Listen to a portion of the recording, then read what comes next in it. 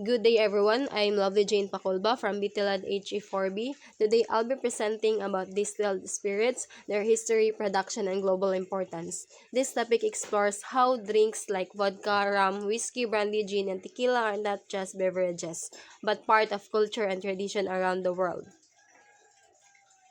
Distilled spirits are alcoholic drinks made through distillation, which separates alcohol from the fermented mixture.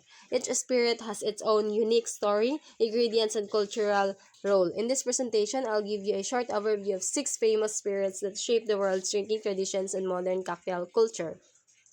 Let's begin with vodka. It started in Russia and Poland during the 8th and 9th century. At first, vodka was used for medicine and rituals, not for social drinking. It later became popular among Europeans for its purity and simplicity.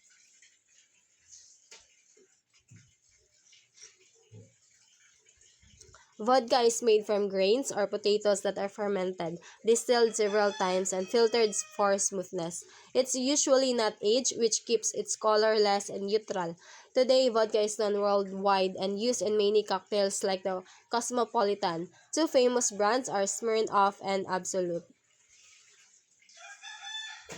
Next is rum, which began in the Caribbean in the 1600s. It was discovered by enslaved people working in sugar plantations who found that sugarcane molasses could be fermented into alcohol. Soon, rum became a drink for sailors and traders and spread around the world.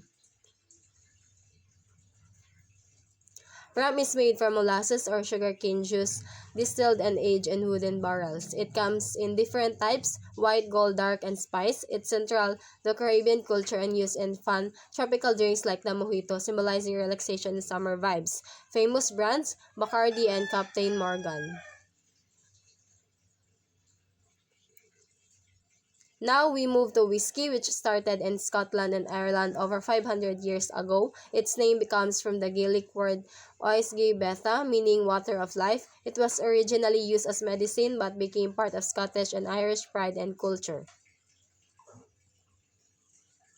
Whiskey is made from grains like barley or corn. It's distilled and then aged in oak barrels for several years, which gives it its smoky and deep flavor. Famous types include Scotch, Irish, bourbon, and rye, each with unique taste and origins. Two famous brands are Johnnie Walker and Jack Daniels. The next spirit is brandy, which came from France and the Netherlands in the 1500s. The name brandy comes from the Dutch word brandewijn, meaning burnt wine. It was first made to preserve wine during shipping and later became a luxurious drink.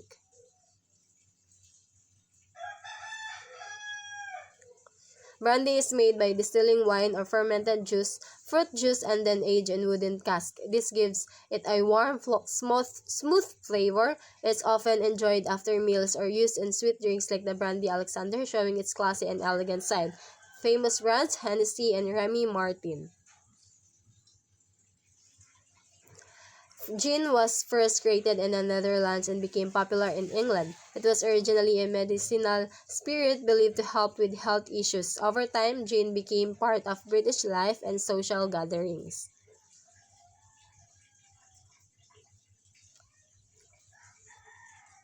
Gin is made by infusing grain alcohol with juniper berries and herbs. The result is a refreshing, aromatic drink. There are different types like London Dry, Old Thumb, and Plymouth. A well-loved cocktail using gin is the Gin and Tonic, simple yet timeless. Two famous brands are Bombay Sapphire and Tanqueray.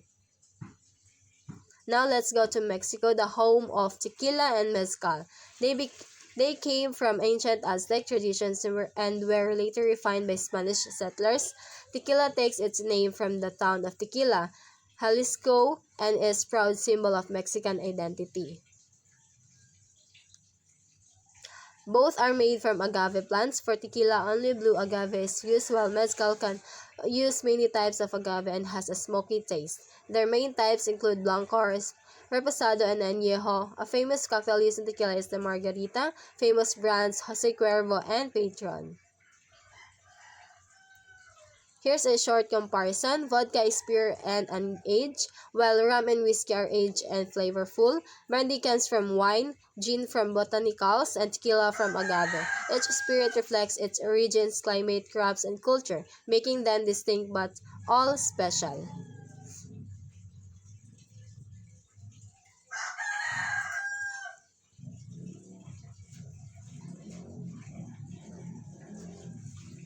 Spirits are more than drinks. They're part of tradition, celebrations, and identity. From Scottish whiskey ceremonies to Mexican tequila festivals, these drinks connect people through stories, culture, and craftsmanship.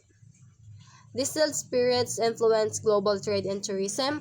Bars, restaurants, and travelers spread their flavors worldwide. Every bottle tells a story of the land, the people, and the passion behind it.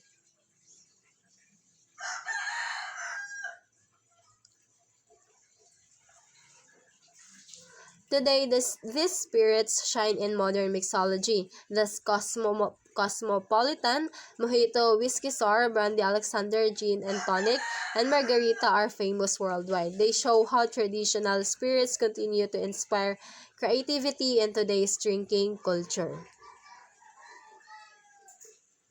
Distilled spirits are more than just drinks. They represent heritage, creativity, and craftsmanship. Each bottle tells a story of its own, its land, people, and tradition.